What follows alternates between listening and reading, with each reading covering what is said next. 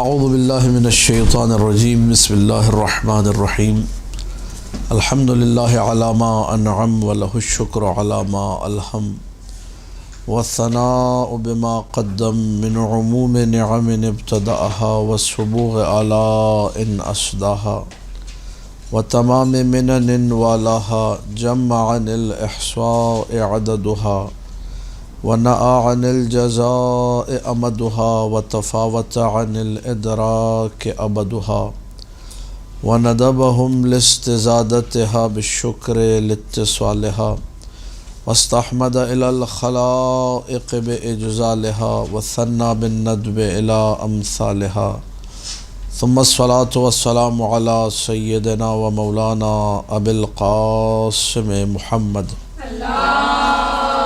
اللهم صل على محمد وآل محمد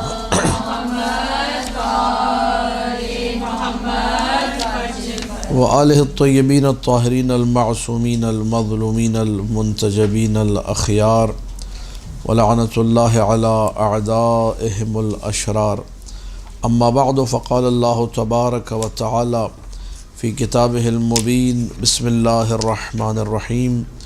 لم يكن الذين كفروا من أهل الكتاب والمشركين منفكين حتى تأتيهم البينة. صلوات پڑھ دیجیے. اللهم صل على محمد وآل محمد.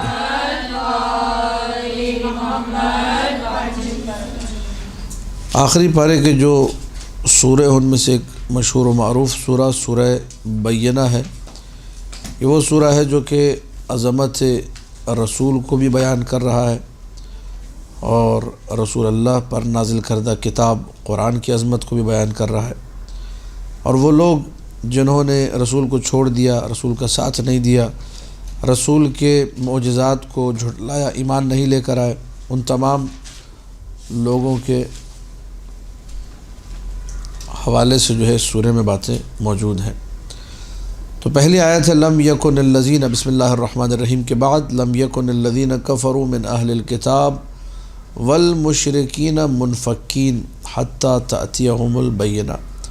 وہ لوگ جنہوں نے کفر کیا، وہ اہل کتاب میں سے ہوں یا مشرکین میں سے ہوں. لم یکن منفکین، یہ لوگ جدا نہیں تھے. انفکاک کہتے ہیں جدائی کو، تفکیک کہتے ہیں جدائی ڈالنا، انفکاک جدا ہو جانا. وہ لوگ جو کہ کافر تھے، اب چاہے وہ اہل کتاب ہوں یا وہ مشرک ہوں، دونوں کے دونوں، یہ لوگ جدا نہیں تھے حتی تأتیہم البینہ، یہاں تک کہ جو ہے کھلی دلیل ان کے سامنے آ گئی. اب اس کا مطلب کیا ہے؟ کس چیز سے وہ لوگ جدا نہیں تھے؟ آیت کو سمجھنے کے لیے بہت سارے علماء نے تو یہاں تک لکھ دیا کہ یہ مشکل ترین آیت ہے، کیونکہ آیت نے بیان ہی نہیں کیا کہ وہ لوگ کس چیز سے جدا نہیں تھے. وہ کون سی ایسی چیز تھی جس چیز کے بارے میں قرآن یہاں پر بیان کر رہا ہے کہ وہ لوگ جو ہے اس چیز سے جدا نہیں تھے. اب ایک جو ہے تفسیر کشاف میں اور دیگر تفاسیر میں جو مطلب ذکر ہے، یہ کفار اور مشرکین کی آپس کی باتیں تھیں، اور آپس میں یہ لوگ کہتے تھے جنہوں نے توریت پڑھی ہوئی تھی، جنہوں نے انجیل پڑھی ہوئی تھی، کہ جب آخری نبی کا ظہور ہوگا، جب آخری نبی اعلان نبوت کرے گا تو ہم سب کے سب جو ہے دلائل ہمارے پاس ہیں، نشانیاں ہمارے پاس ہیں، ہم نے توریت بھی پڑھی، ہم نے انجیل بھی پڑھی، تو ہم انشاءاللہ حق کا اتباع کریں گے. تو اس وعدے سے وہ لوگ جدا نہیں تھے، وعدہ اتباع حق. سب نے آپس میں ایک پرومس کیا ہوا تھا، ایک وعدہ کیا ہوا تھا. جب ایک دوسرے سے ملتے تھے، آخری زمانے میں ایک نبی آئے گا، وہ ظہور کرے گا، ہم اس کی اتباع کریں گے. ٹھیک ہے بھائی، نشانیاں کیا ہیں؟ یہ نشانیاں ہوں گی، یہ معجزات ہوں گے، یہ دلائل ہوں گے. لم یکن الذین کفروا من اہل الکتاب والمشرکین منفکین، یہ سب کے سب جدا نہیں تھے ایک وعدے سے. حتی تأتیہم البینہ، یہاں تک کہ جب بینہ آ جائے. بینہ سے مراد کیا ہے؟ وہ خود رسول، آگے لکھا ہوا بھی ہے رسول من اللہ یتلو صحفا مطہرہ، اللہ کا رسول جو تلاوت کرے ان صحیفوں کی، ان کتابوں کی، پاکیزہ کتابیں، فیہا کتب قیمہ، جن صحف کے اندر قیمتی کتابیں جو ہیں موجود ہیں. اب یہاں پر ایک بات ہمارے سامنے آ گئی کہ وہ لوگ کس چیز سے جدا نہیں تھے. پہلا معنی ہم نے کیا، کس چیز سے جدا نہیں تھے؟ وعد اتباع حق، یہ جو وعدہ تھا کہ ہم نے حق کا اتباع کرنا ہے اور نبی پر ایمان لانا ہے، سب کے سب اس وعدے پر ڈٹے رہے یہاں تک کہ نبی آ گئے۔ جب نبی آ گئے تو اس کے بعد یہ لوگ تتر بتر ہو گئے، اس کے بعد ایمان نہیں لائے۔ اب کیوں ایمان نہیں لائے وہ ایک الگ موضوع ہے، اس میں جو ہے ابھی پڑھنے کی ضرورت نہیں ہے۔ اب آیات کا ترجمہ آپ لوگ سماعت فرما لیجئے۔ لم یکن الذین کفروا من اہل الکتاب منفکین، یہ جڑا ہوا ہے پورا جملہ، وہ لوگ جو کافر تھے چاہے وہ اہل کتاب میں سے یا مشرکین میں سے، یہ لوگ جدا نہیں تھے۔ کس چیز سے جدا نہیں تھے؟ اس وعدے سے کہ ہم نے ہر حال میں اتباع کرنا ہی کرنا ہے، نبی کا ساتھ دیں گے۔ حتی تأتیہم البینہ، یہاں تک کہ وہ نشانی، وہ بینہ، وہ دلیل آ گئی۔ وہ دلیل کیا ہے؟ رسول من اللہ، وہ اللہ کا رسول، یتلو صحفا مطہرہ، جو تلاوت کرتا ہے پاکیزہ صحیفوں کی، فیہا، ان صحیفوں میں کتب قیمہ، قیمتی جو ہے کتابیں، گرام بہا کتابیں موجود ہیں۔ یہاں پر ایک واضح سی آیت ہمارے سامنے موجود ہے، وہ رسول یتلو صحفا مطہرہ، جو تلاوت کرتا ہے، پڑھتا ہے، یعنی کتاب کھول کے لوگوں کے سامنے پڑھتا ہے۔ یہ قرآن کی آیت ہے۔ تو وہ لوگ کہتے ہیں کہ جو ہے رسول پڑھنا نہیں جانتے تھے، یہ آیت کیا کہہ رہی ہے پھر؟ رسول من اللہ یتلو صحفا مطہرہ۔ تو ہم نے جو اس آیت سے استفادہ کیا کہ نبی اکرم صحیفہ پڑھتے تھے، یتلو صحفا مطہرہ، تلاوت کرتے تھے مطہر صحیفوں کی، فیہا کتب قیمہ، جس میں قیمتی جو ہے کتابیں موجود تھی۔ اور بھی معنی ہے منفکین، کس چیز سے وہ لوگ جدا نہیں تھے؟ کسی نے کہا کہ وہ لوگ جو ہے نبی کی منقبتیں پڑھنا اور نبی کی جو ہے مدح و ثنا کرنا، اس سے جدا نہیں تھے۔ کسی نے اور معنی کیا، ان تفصیلات میں ہم جانے کی یہاں پر ضرورت نہیں ہے۔ 3 آیتیں مکمل ہوئی۔ وما تفرق الذین اوتوا الکتاب الا من بعد ما جاءتهم البینہ، یہ جو اہل کتاب تھے یہ تتر بتر نہیں ہوئے مگر یہ کہ جب وہ کھلی نشانی ان کے سامنے آ گئی۔ اب اس میں آپ توجہ کیجئے، پہلی آیت لم یکن الذین کفروا من اہل الکتاب والمشرکین، پہلی آیت میں مشرکوں کا اور اہل کتاب دونوں کا ذکر ہے، اور یہاں جو چوتھی آیت ہے اس میں فقط اہل کتاب کا ذکر ہے، مشرکوں کا ذکر، کیونکہ ان کی جو خباثت تھی، ان کی جو رذالت تھی وہ کہیں زیادہ تھی۔ انہوں نے تمام چیزیں پڑھی ہوئی تھی، اور یہ انسان کے علم میں ہونا چاہیے۔ وہ شخص جو بسا اوقات نادان ہے، کچھ نہیں جانتا، اس کا عذاب کم ہے۔ جاہل قاصر اس پہ کوئی عذاب نہیں ہے، جاہل مقصر پر عذاب ہے، جو حاصل کر سکتا ہے حاصل نہیں کر سکتا۔ پھر جاہل مقصر میں بھی پھر اس کے بعد جس کے لیے مثال کے طور پر بہت جلدی حاصل کرنا ممکن تھا، پھر بھی اس نے سوچتی کہ، اور ایک جو اس کو زحمت زیادہ تھی پھر حاصل نہیں کہ، ان دونوں میں فرق آئے گا۔ تو خداوند متعال عادل ہے، وہ ظالم نہیں ہے۔ لہٰذا اگر کسی شخص نے جانتے بوجھتے ہوئے ساری چیزوں کو دیکھتے ہوئے حق کا انکار کیا، اس کا عذاب کہیں زیادہ ہے، اس کی بدبختی کہیں زیادہ ہے کہ سب کچھ دیکھ کے، یہ اہل کتاب ایسے تھے، سارے دلائل دکھنے کے بعد، ساری باتوں کا نظارہ کرنے کے بعد، سارے بینات ان کے سامنے موجود تھے، پھر بھی انہوں نے انکار کیا۔ لہذا اس لیے یہاں پر اسپیشلی مینشن کیا ہے اہل کتاب کو۔ وما تفرق الذین اوتوا الکتاب، اور وہ جو اہل کتاب تھے وہ تتر بتر نہیں ہوئے، پراکندہ نہیں ہوئے، الا من بعد ما جاءتهم البینہ، مگر یہ کہ جب نشانی آ گئی، دلیل آ گئی۔ اچھا، نشانی اور دلیل آنے کے بعد جو ہے انسان کو تابع ہو جانا چاہیے تھا۔ غیر و منفکین پہلا معنی ہم نے یہ کیا، ان سب کا ایکا تھا، سارے کفار کا، سارے مشرکین کا ایکا تھا، سب انتظار کر رہے تھے۔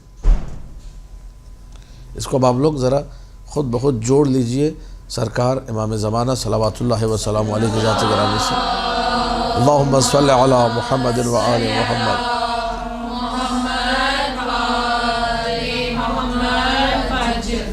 ابھی ماشاءاللہ چاروں طرف شیعہ ہے، ہر بندہ دعا امام زمانہ پڑھے، اللہم کل ولیک الحجۃ ابن الحسن، سب کا اتفاق ہے۔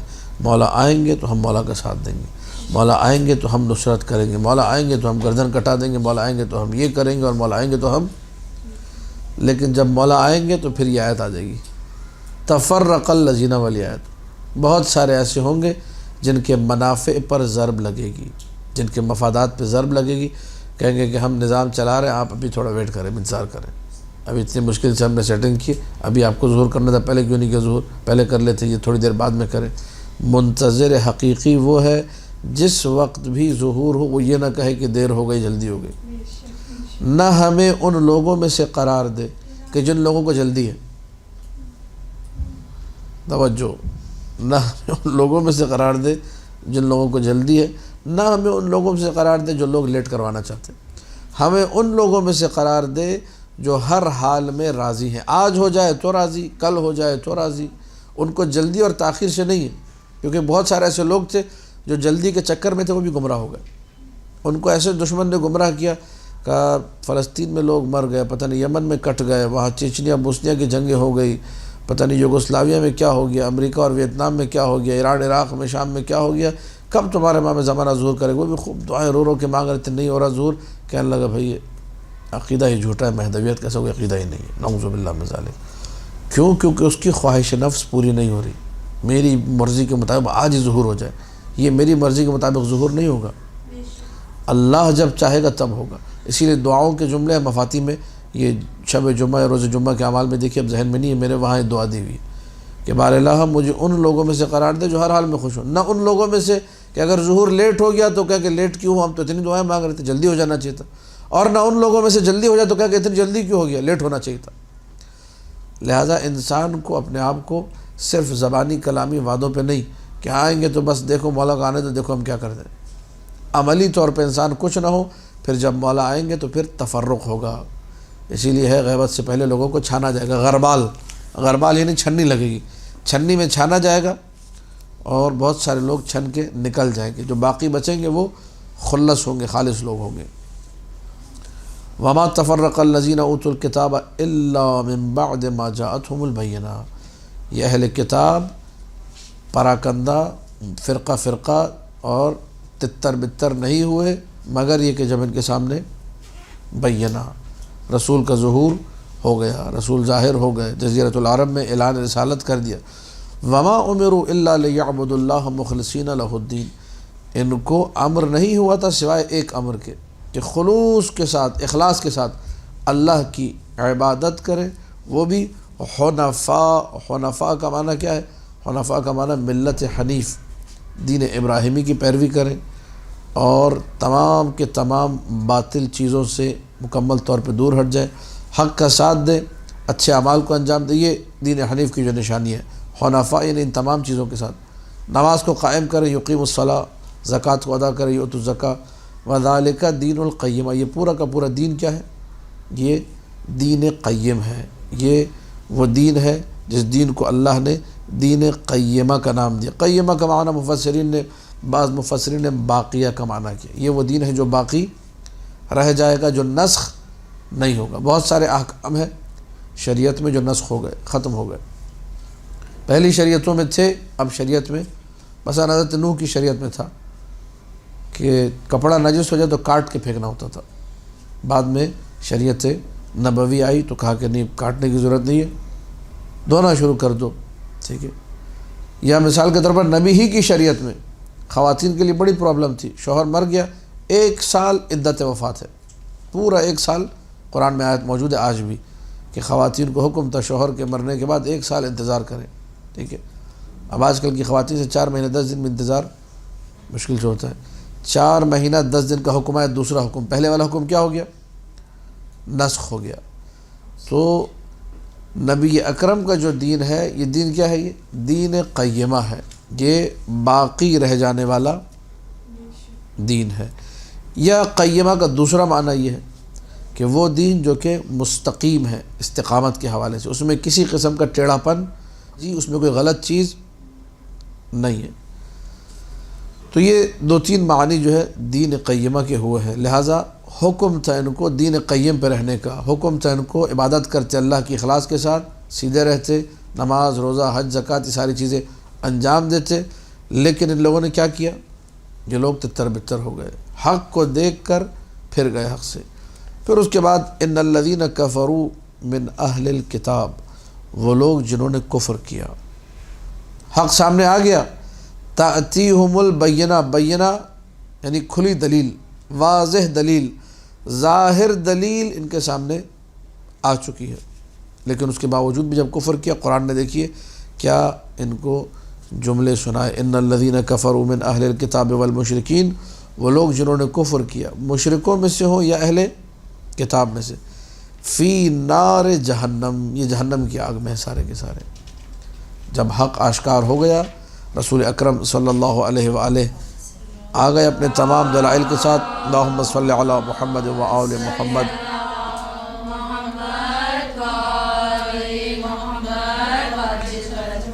اب اس کے بعد کفر کی گنجائش باقی نہیں بچتی، لیکن جب کفر کیا تو اب نار جہنم بھی ہے، خالدین فیہا، اور اس جہنم کی آگ میں ہمیشہ رہنا ہوگا۔ خلود یعنی ہمیشگی۔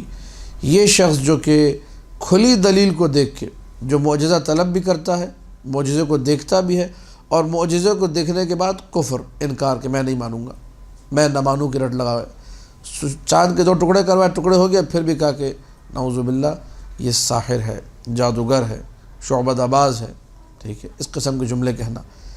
حق کے سامنے جب انسان جسارت پر اتر آئے، حکم قرآن یہ ہے کہ یہ لوگ نار جہنم میں ہیں، خالدین فیہا، ہمیشہ اسی میں رہیں گے۔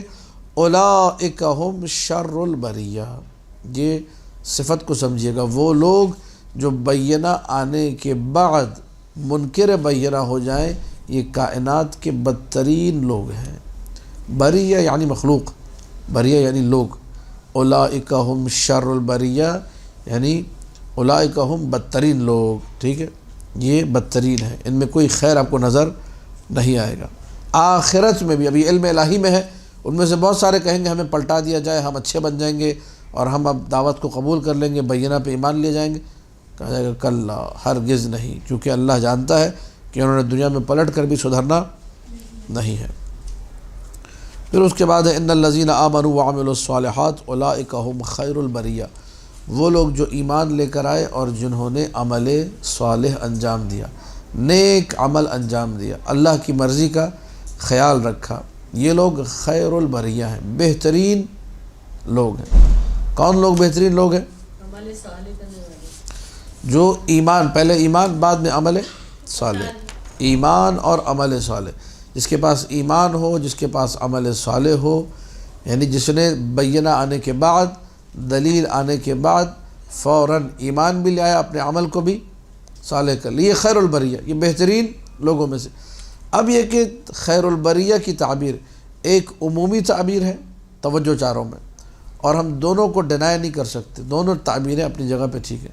کوئی بھی اس صفت پہ پورا اترے، کوئی بھی اس مقام کو پائے، ایمان لے کر آئے، عمل صالح کرے، تو وہ بہترین افراد میں شمار ہوگا، مومن ہے، عامل صالح ہے، نیک عمل کرنے والا ہے۔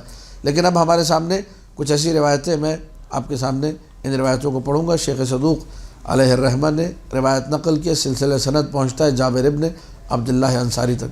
جابر کہتے ہیں کننا عند النبی صلی اللہ علیہ وآلہ، ہم نبی اکرم محمد مصطفیٰ صلی اللہ علیہ وآلہ کے پاس تھے۔ اللہم صلی علی محمد وآل محمد۔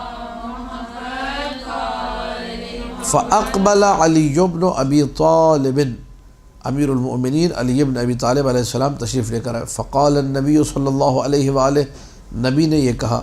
اب آپ لوگ درود اتنی لمبی پڑھتے، اس میں ٹائم جو ہے اور ماشاءاللہ کھینچ کے بھی نکلے گا، تو آپ لوگ بیٹھے بیٹھے کہیے صلی اللہ علیہ وآلہ، تاکہ انسان بدبختی کی طرف بھی نہ جائے اور اتنے لمبے جو آپ لوگ کھینچ رہے ہیں اس سے بھی بچ جائیں۔ صلی اللہ علیہ وآلہ۔ قد اتاکم اخی، توجہ چاہ رہا ہوں اس روایت کے اوپر تاکہ ہم لوگ اس خیر البریہ کے مفہوم تک پہنچ جائیں۔ جیسے ہی امیر کائنات سلام اللہ علیہ تشریف لے کر آئے، آپ لوگ سلام اللہ علیہ ضرور بولے ساتھ میں۔ فقد اتاکم اخی، نبی نے آتے دیکھا تو یہ جملہ کہا، قد اتاکم اخی، تمہارے پاس میرا بھائی آن پہنچا۔ ثم التفت الی الکعبۃ، پھر نبی اکرم صلی اللہ علیہ وآلہ متوجہ ہوئے کعبے کی طرف، فضربها بیدہ، کعبے پر ایک ہاتھ مارا۔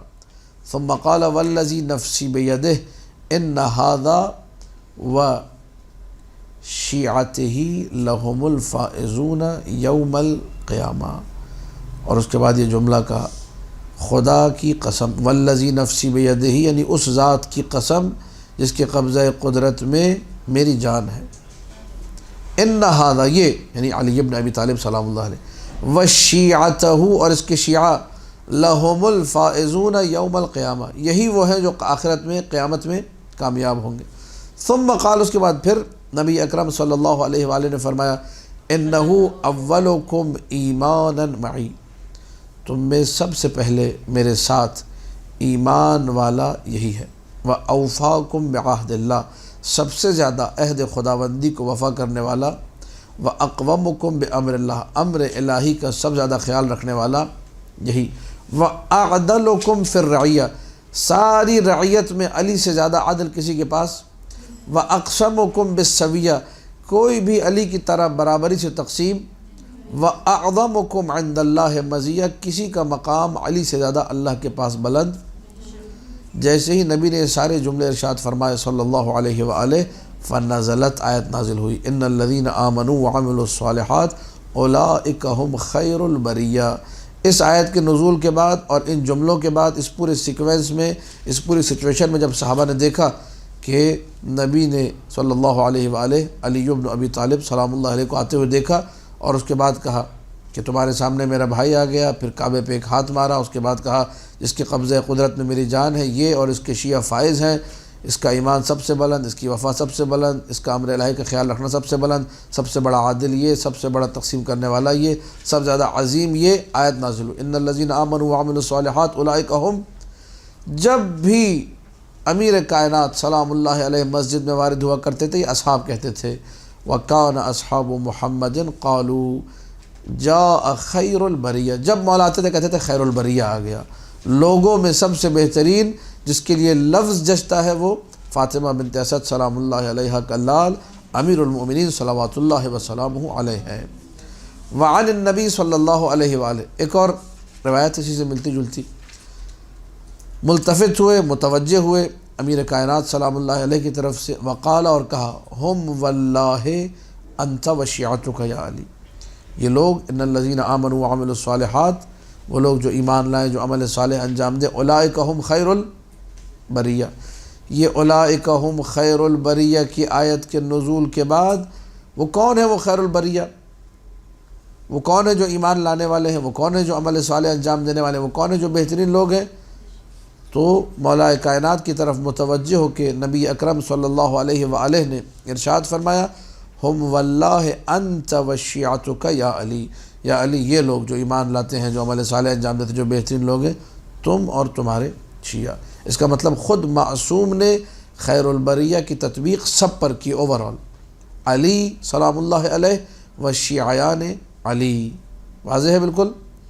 وَمِعَادُكَ وَمِعَادُهُمَ الْحَوْض غَدًا غُرًّا مُحَجَّلِينَ مُتَوَّجِينَ، اور وعدگاہ، ملنے کی جگہ حوض کوثر ہے، کل سب کی پیشانیاں نورانی ہوں گی، سب کے سر پہ تاج ہوں گے۔ وعن الباقر سلام اللہ علیہ، مولا امام باقر سلام اللہ علیہ فرماتے ہم شیعتنا اہل البیت، یہ لوگ جو کہ آمنوا وعملوا الصالحات اور خیر البریہ ہے، یہ ہم اہل بیت کے شیعہ ہیں۔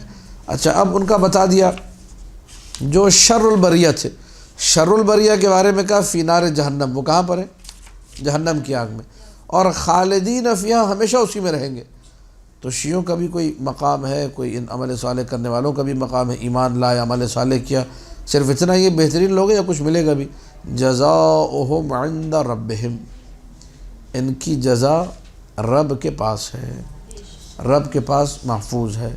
جنات عدن، ایسی جنتیں ہیں، عدن یعنی جو ہمیشگی ہیں، جو کبھی ختم نہ ہونے والی ہیں، تجری من تحتها الانہار، جن کے نیچے سے نہریں بہتی ہیں، خالدین فیہا ابدا، یہ لوگ بھی ان جنتوں میں ہمیشہ، رضی اللہ عنہم، اللہ ان سے راضی ہوگا، ورضوا عنہ، اور یہ لوگ بھی اللہ سے، ذالک لمن خشی ربہ، یہ ساری کی ساری چیزیں، یہ جزا، یہ جنات عدن، یہ بہتی ہوئی نہریں، یہ خلود فی الجنہ، یعنی جنت میں ہمیشگی مقام، یہ کس کے لیے؟ لمن خشی ربہ، جو اپنے رب سے، جو اپنے پروردگار سے خشیت رکھے، ڈرے، یہ اس کے لیے ہے۔ مزید یہ کہ ایک روایت کا سہارا لے کے سورہ بینہ کو ہم لوگ تمام کریں گے۔ امام جعفر صادق علیہ السلام کا ارشاد گرامی ہے، فرمایا ایک شخص سے جو کہ شیعوں میں سے ایک شخص تھا، انتم اہل الرضا عن اللہ جل ذکرہ برضاہ عنکم، تم وہ لوگ ہو جو اللہ سے راضی ہو۔ آیت کے آخر میں ہے نا رضی اللہ عنہم ورضوا عنہ، یہ شیعیان علی کے لیے جن سے اللہ راضی اور وہ بھی اللہ سے۔ مولانا شیعوں میں سے ایک شخص کا انتم اہل الرضا، تم وہ لوگ ہو الرضا عن اللہ جو اللہ سے راضی ہیں، جل ذکرہ، بے رضاہ عنکم، اور وہ بھی اس لیے کہ وہ بھی تم سے، والملائکۃ اخوانکم فی الخیر، فرشتے نیکی انجام دینے میں تمہارے بھائی ہیں۔ فَإِذَا اجْتَهَدْتُمْ ادعوا وَإِذَا غَفَلْتُمْ اجہدوا وَأَنْتُمْ خَيْرُ الْبَرِيَّةِ دِيَارُكُمْ لَكُمْ جَنَّةٌ وَقُبُورُكُمْ لَكُمْ جَنَّةٌ لِلْجَنَّةِ خُلِقْتُمْ وَفِي الْجَنَّةِ نَعِيمُكُمْ وَإِلَى الْجَنَّةِ تَصِيرُونَ۔ جب تم کوشش کرتے ہو، جب تم اجتہاد کرتے ہو، وَإِذَا غَفَلْتُمْ اجہدوا، اور جب تم غفلت کا شکار ہو جاتے ہو۔ اب یہ چونکہ ملائکہ سے مربوط ہے، ملائکہ کا ہمارے ساتھ کیا ربط ہے، فرشتے کیسے انسان کے ساتھ چلتے ہیں۔ فَإِذَا اجْتَهَدْتُمْ، کوشش تم کرتے ہو، دعا کون کرتے ہیں تمہارے لیے؟ ملائکہ کرتے ہیں، ٹھیک ہے۔ وَإِذَا غَفَلْتُمْ، غفلت کا شکار تم ہوتے ہو تو وہ تمہاری غفلت کو دور کرنے کے لیے آگے آ جاتے ہیں۔ انتم خیر البریہ، تم بہترین لوگ ہو۔